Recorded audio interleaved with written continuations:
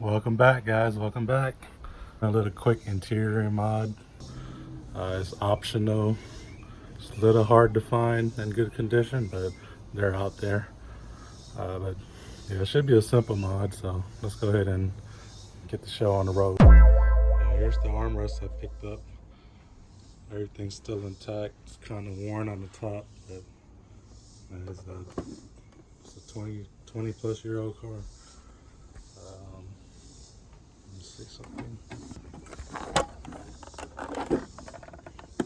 Still clean on the inside. A little rusty. Still has the cup holders in it. I think they're still work. Hang on a second.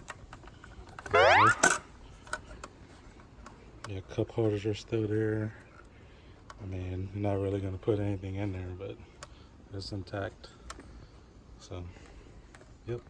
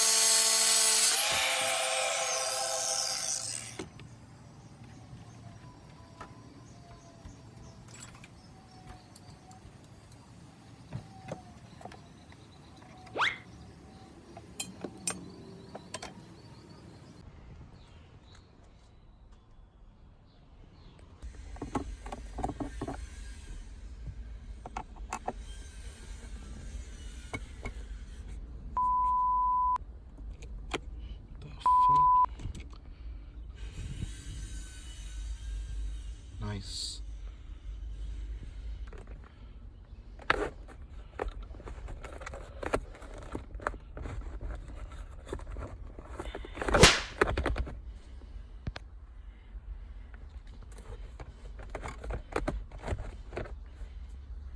All you do is pull it back like this, kind of angle it.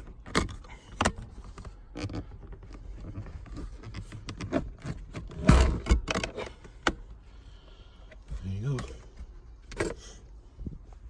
Successfully removed your e-brake cover. Just pull the carpet back like this. There's one 10mm right there. And on the other side, there's one right there.